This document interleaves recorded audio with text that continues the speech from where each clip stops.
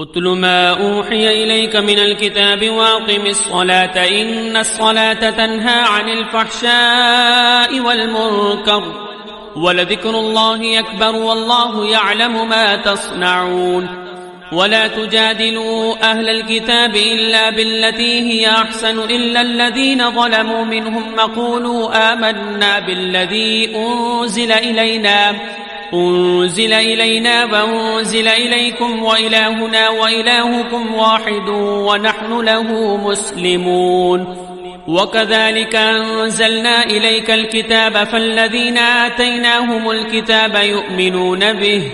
ومن هؤلاء من يؤمن به وما يجحد بآياتنا إلا الكافرون وما كنت تتلو من قبله من كتاب ولا تخطه بيمينك إذا لارتاب المبطلون بل هو آيات بينات في صدور الذين أوتوا العلم وما يجحد بآياتنا إلا الظالمون وقالوا لولا أنزل عليه آيات من ربه قل إنما الآيات عند الله وإنما أنا نذير مبين أولم يكفهم أنا أنزلنا عليك الكتاب يتلى عليهم إن في ذلك لرحمة وذكرى لقوم يؤمنون قل كفى بالله بيني وبينكم شهيدا يعلم ما في السماوات والأرض والذين آمنوا بالباطل وكفروا بالله أولئك هم الخاسرون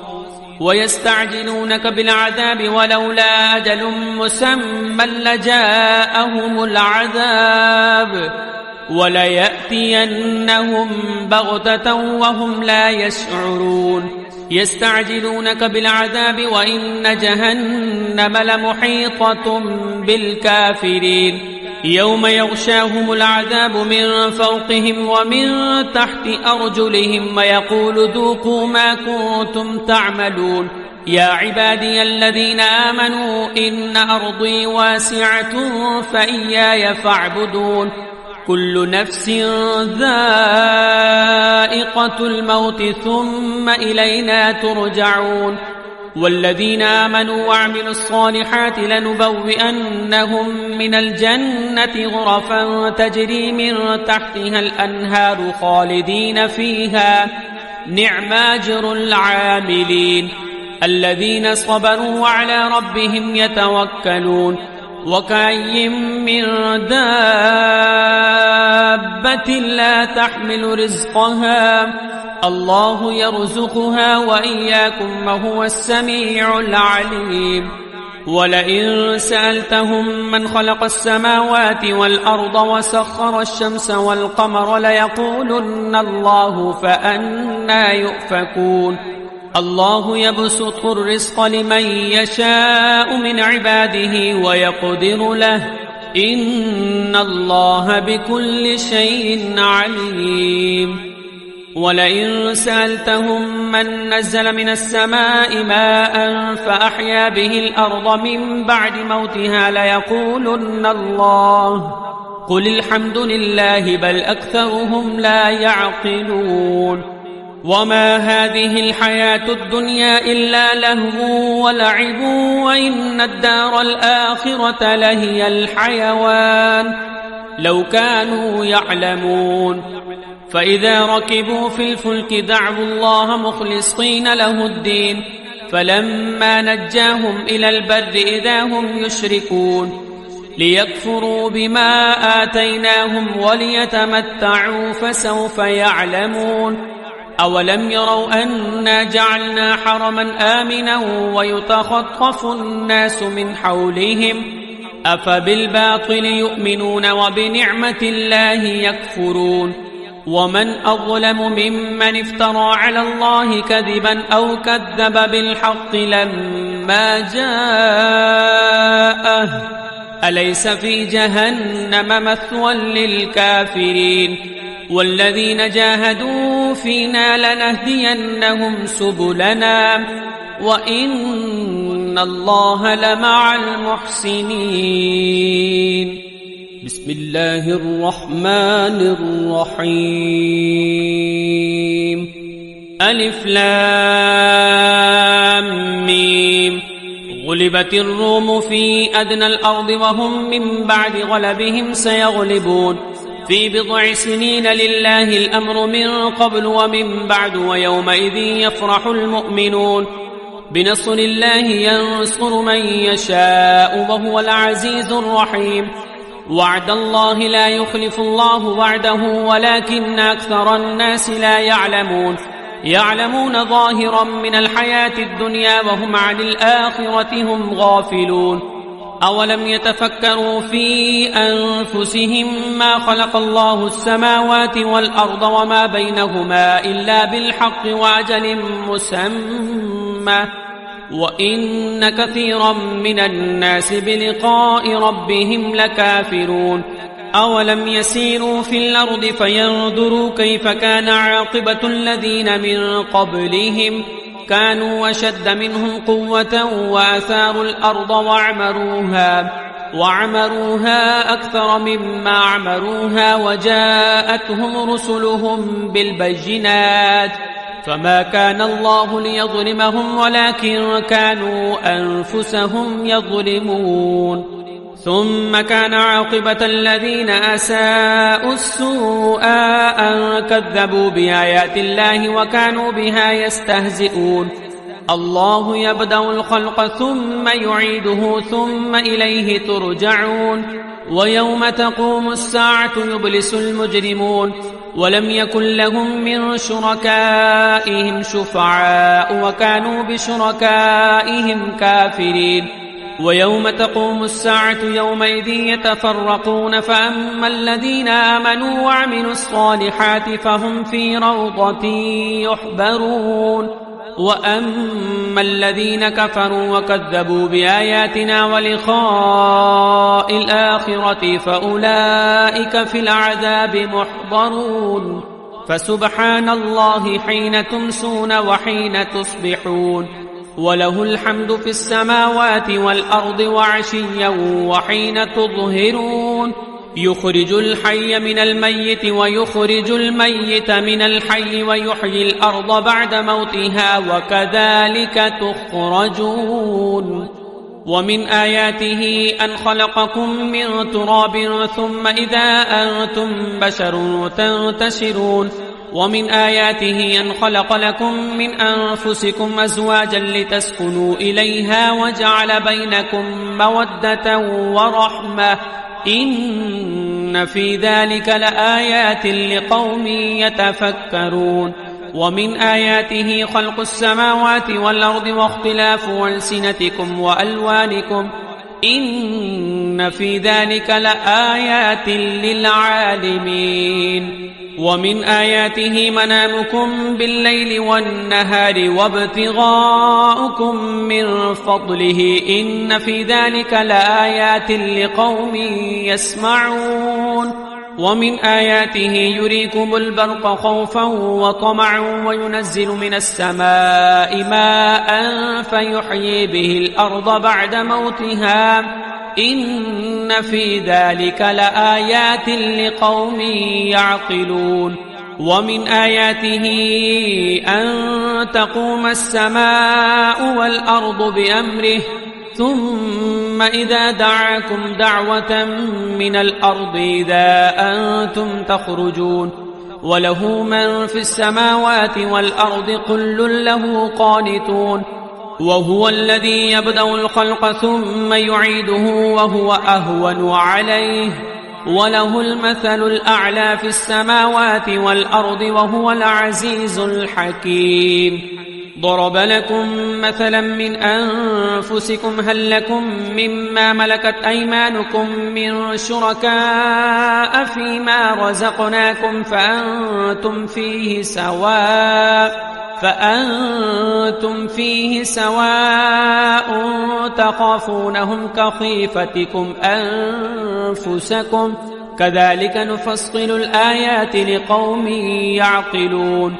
بل اتبع الذين ظلموا أهواءهم بغير علم فمن يهدي من أضل الله وما لهم من ناصرين فأقم وجهك للدين حنيفا فطرة الله التي فطر الناس عليها لا تبديل لخلق الله ذلك الدين القيم ولكن أكثر الناس لا يعلمون منيبين إليه واتقوه وأقيموا الصلاة ولا تكونوا من المشركين من الذين فرقوا دينهم وكانوا شيعا كل حزب بما لديهم فرحون وإذا مس الناس ضر دعوا ربهم منيبين إليه ثم إذا أذاقهم منه رحمة إذا فريق منهم بربهم يشركون ليكفروا بما آتيناهم فتمتعوا فسوف تعلمون أم أنزلنا عليهم سلطانا فهو يتكلم بما كانوا به يشركون وإذا أذقنا الناس رحمة فرحوا بها وإن تصبهم سيئة بما قدمت أيديهم إذا هم يقنطون أولم يروا أن الله يبسط الرزق لمن يشاء ويقدر إن في ذلك لآيات لقوم يؤمنون فآت ذا القربى حقه والمسكين وابن السبيل ذلك خير للذين يريدون وجه الله وأولئك هم المفلحون وما آتيتم من ربا ليربو في أموال الناس فلا يربو عند الله وما آتيتم من زكاة تريدون وجه الله فأولئك هم المضعفون الله الذي خلقكم ثم رزقكم ثم يميتكم ثم يحييكم هل من شركائكم من يفعل من ذلكم من شيء سبحانه وتعالى عما يشركون ظهر الفساد في البر والبحر بما كسبت أيدي الناس ليذيقهم بعض الذي عملوا لعلهم يرجعون قل سيروا في الأرض فانظروا كيف كان عاقبة الذين من قبل كان أكثرهم مشركين فأقم وجهك للدين القيم من قبل أن يأتي يوم لا مرد له من الله يومئذ يصدعون من كفر فعليه كفره ومن عمل صالحا فلينفسهم يمهدون ليجزي الذين آمنوا وعملوا الصالحات من فضله إنه لا يحب الكافرين ومن آياته أن يرسل الرياح مبشرات وليذيقكم من رحمته ولتجري الفلك بأمره ولتبتغوا من فضله ولعلكم تشكرون ولقد أرسلنا من قبلك رسلا إلى قومهم فجاءوهم بالبينات فانتقمنا من الذين أجرموا وكان حقا علينا نصر المؤمنين الله الذي يرسل الرياح فتثير سحابا فيبسطه في السماء كيف يشاء ويجعله كسفا فترى الودق يخرج من خلاله فإذا أصاب به من يشاء من عباده إذا هم يستبشرون وإن كانوا من قبل أن ينزل عليهم من قبله لمبلسين فانظر إلى آثار رحمة الله كيف يحيي الأرض بعد موتها إن ذلك لمحيي الموتى وهو على كل شيء قدير ولئن أرسلنا ريحا فرأوه مصفرا لظلوا من بعده يكفرون فإنك لا تسمع الموتى ولا تسمع الصم الدعاء إذا ولوا مدبرين وما أنت بهاد العمي عن ضلالتهم إن تسمع إلا من يؤمن بآياتنا فهم مسلمون الله الذي خلقكم من ضعف ثم جعل من بعد ضعف قوة ثم جعل من بعد قوة ضعفا وشيبة يخلق ما يشاء وهو العليم القدير ويوم تقوم الساعة يقسم المجرمون ما لبثوا غير ساعة كذلك كانوا يؤفكون وقال الذين أوتوا العلم والإيمان لقد لبثتم في كتاب الله إلى يوم البعث فهذا يوم البعث ولكنكم كنتم لا تعلمون فيومئذ لا ينفع الذين ظلموا معذرتهم ولا هم يستعتبون ولقد ضربنا للناس في هذا القرآن من كل مثل ولئن جئتهم بآية ليقولن الذين كفروا إن أنتم إلا مبطلون كذلك يطبع الله على قلوب الذين لا يعلمون فاصبر إن وعد الله حق ولا يستخفنك الذين لا يوقنون بسم الله الرحمن الرحيم ألف لام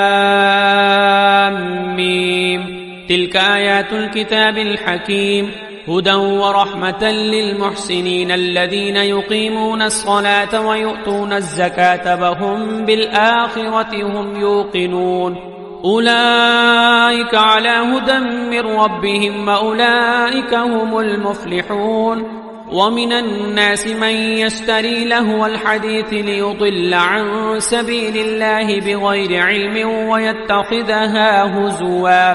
أولئك لهم عذاب مهين وإذا تتلى عليه آياتنا ولى مستكبرا كأن لم يسمعها كأن في أذنيه وقرا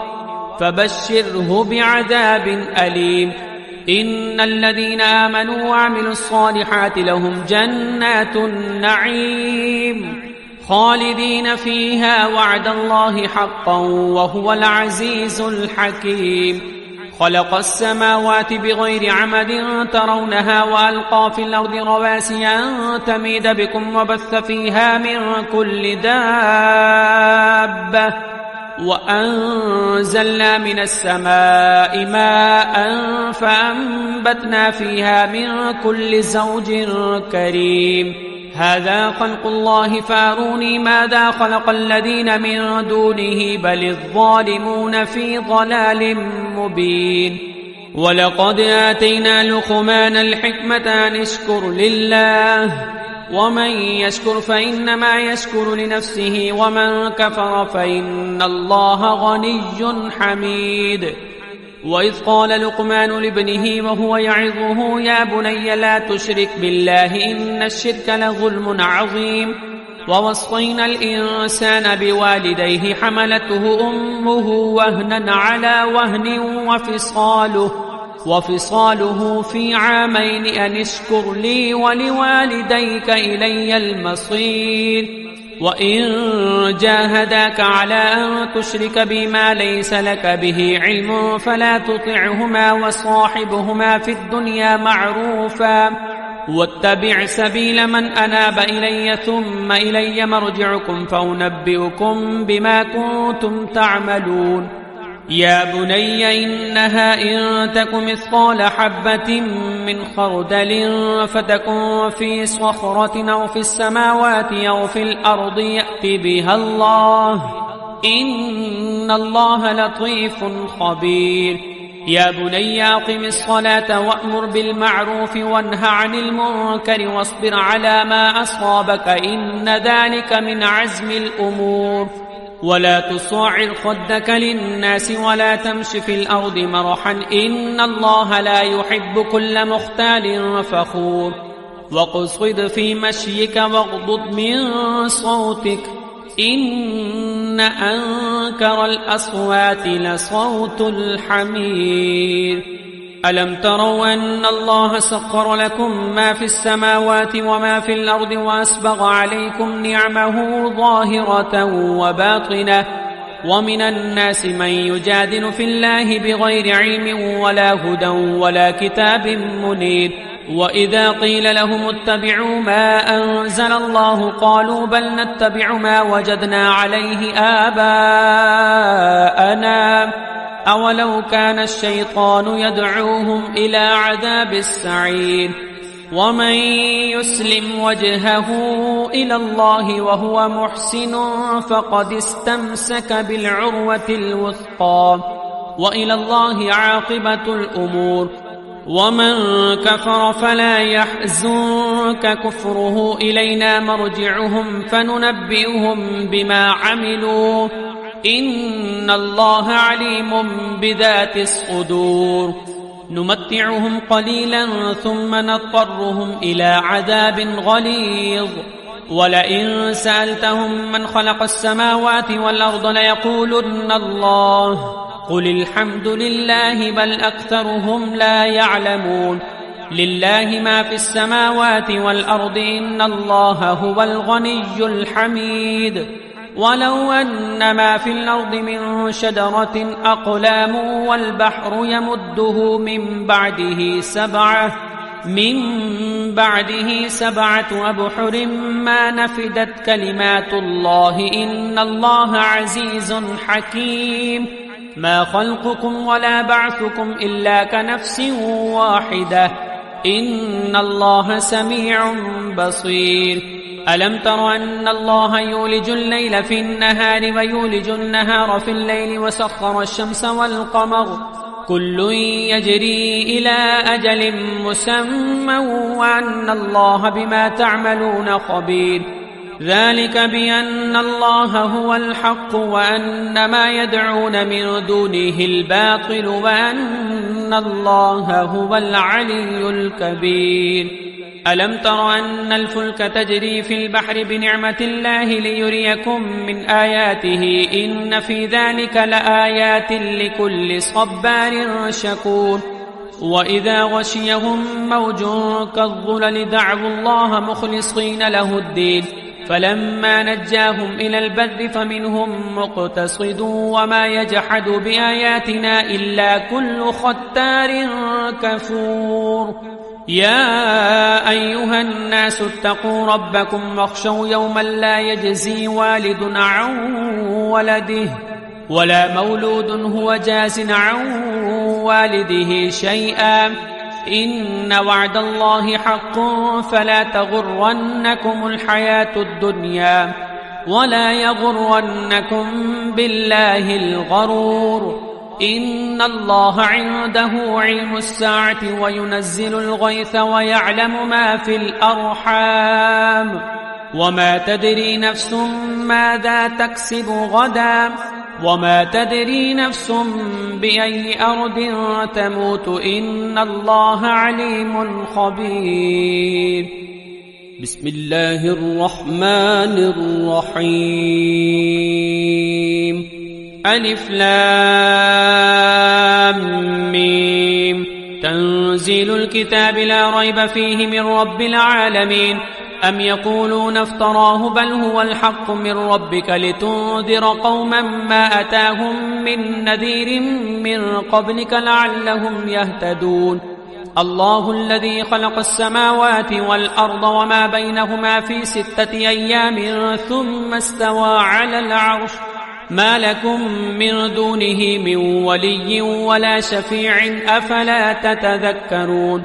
يدبر الأمر من السماء إلى الأرض ثم يعرج إليه في يوم كان مقداره 1000 سنة مما تعدون. ذلك عالم الغيب والشهادة العزيز الرحيم الذي أحسن كل شيء خلقه وبدأ خلق الإنسان من طين ثم جعل نسله من سلالة من ماء مهين ثم سواه ونفخ فيه من روحه وجعل لكم السمع والأبصار والأفئدة قليلا ما تشكرون. وقالوا أئذا ضللنا في الأرض أئنا لفي خلق جديد بل هم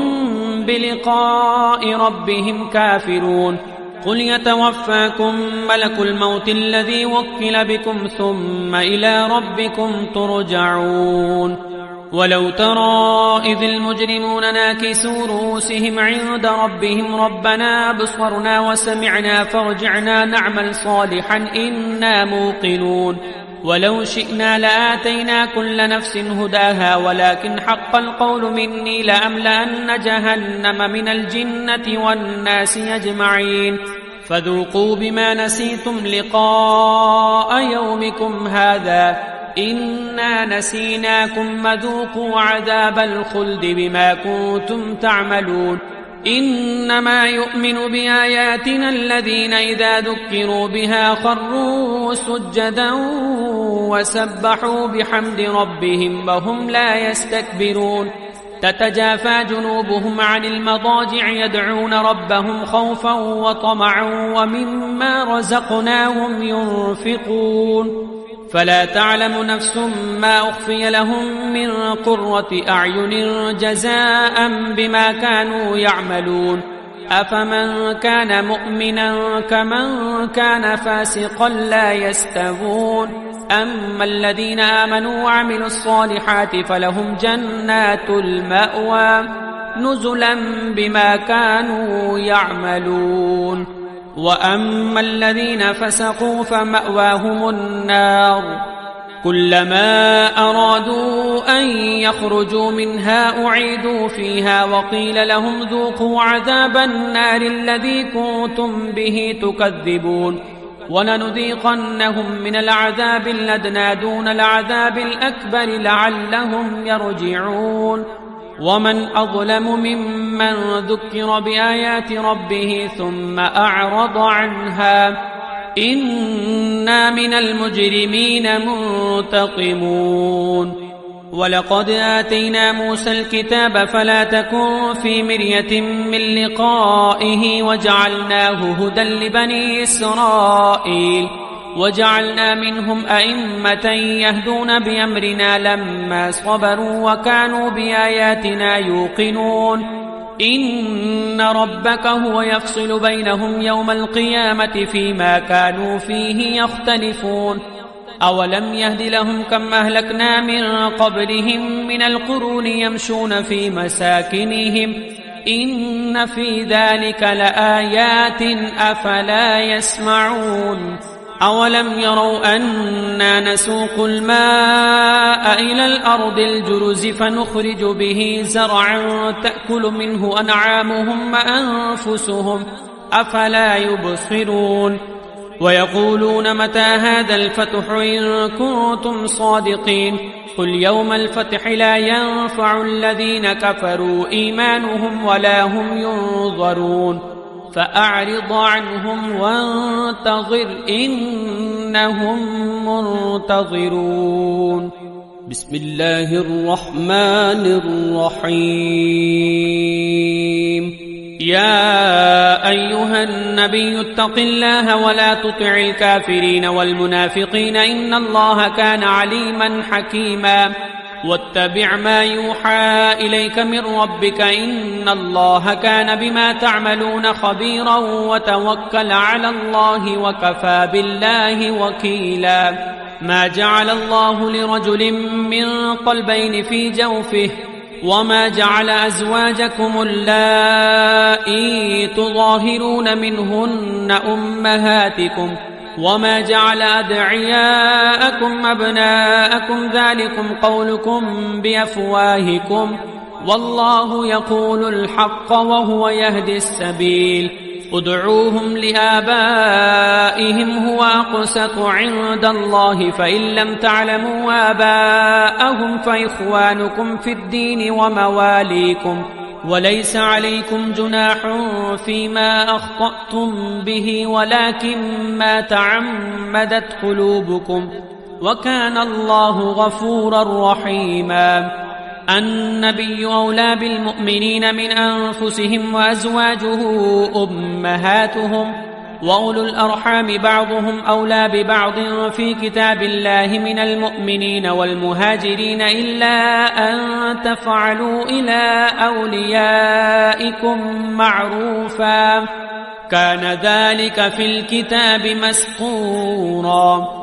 وإذا أخذنا من النبيين ميثاقهم ومنك ومن نوح وإبراهيم وموسى وعيسى بن مريم وأخذنا منهم ميثاقا غليظا ليسأل الصادقين عن صدقهم وأعد للكافرين عذابا أليما يا أيها الذين آمنوا اذكروا نعمة الله عليكم إذ جاءتكم جنود فأرسلنا عليهم ريحا وجنودا لم تروها وكان الله بما تعملون بصيرا إذ جاءوكم من فوقكم ومن أسفل منكم وإذ زاغت الأبصار وبلغت القلوب الحناجر وتظنون بالله الظنونا هنالك ابتلي المؤمنون وزلزلوا زلزالا شديدا وإذ يقول المنافقون والذين في قلوبهم مرض ما وعدنا الله ورسوله إلا غرورا وإذ قالت طائفة منهم يا أهل يثرب لا مقام لكم فارجعوا ويستأذن فريق منهم النبي يقولون إن بيوتنا عورة وما هي بعورة إن يريدون إلا فرارا ولو دخلت عليهم من أقطارها ثم سئلوا الفتنة لآتوها وما تلبثوا بها إلا يسيرا ولقد كانوا عاهدوا الله من قبل لا يولون الأدبار وكان عهد الله مسؤولا قل لن ينفعكم الفرار إن فررتم من الموت أو القتل وإذا لا تمتعون إلا قليلا قل من ذا الذي يعصمكم من الله إن أراد بكم سوءا أو أراد بكم رحمة ولا يجدون لهم من دون الله وليا ولا نصيرا قد يعلم الله المعوقين منكم والقائلين لإخوانهم هلم إلينا ولا يأتون البأس إلا قليلا أشحة عليكم فإذا جاء الخوف رأيتهم ينظرون إليك تدور أعينهم كالذي يغشى عليه من الموت فإذا ذهب الخوف سلقوكم بألسنة حداد أشحة على الخير أولئك لم يؤمنوا فأحبط الله أعمالهم وكان ذلك على الله يسيرا يحسبون الأحزاب لم يذهبوا وإن يأتي الأحزاب يودوا لو أنهم بادون في الأعراب يسألون عن أنبائكم ولو كانوا فيكم ما قاتلوا إلا قليلا لقد كان لكم في رسول الله أسوة حسنة لمن كان يرجو الله واليوم الآخر وذكر الله كثيرا ولما رأى المؤمنون الأحزاب قالوا هذا ما وعدنا الله ورسوله وصدق الله ورسوله وما زادهم إلا إيمانا وتسليما من المؤمنين رجال صدقوا ما عاهدوا الله عليه فمنهم من قضى نحبه ومنهم من ينتظر وما بدلوا تبديلا ليجزي الله الصادقين بصدقهم ويعذب المنافقين إن شاء أو يتوب عليهم إن الله كان غفورا رحيما ورد الله الذين كفروا بغيظهم لم ينالوا خيرا وكفى الله المؤمنين القتال وكان الله قويا عزيزا وأنزل الذين ظاهروهم من أهل الكتاب من صياصيهم وقذف في قلوبهم الرعب فريقا تقتلون وتأسرون فريقا وأورثكم أرضهم وديارهم وأموالهم وأرضا لم تطئوها وكان الله على كل شيء قديرا يا أيها النبي قل لأزواجك إن كنتن تردن الحياة الدنيا وزينتها فتعالين أمتعكن وأسرحكن سراحا جميلا وإن كنتن تردن الله ورسوله والدار الآخرة فإن الله أعد للمحسنات منكن أجرا عظيما يا نساء النبي من يأت منكن بفاحشة مبينة يضاعف لها العذاب ضعفين وكان ذلك على الله يسيرا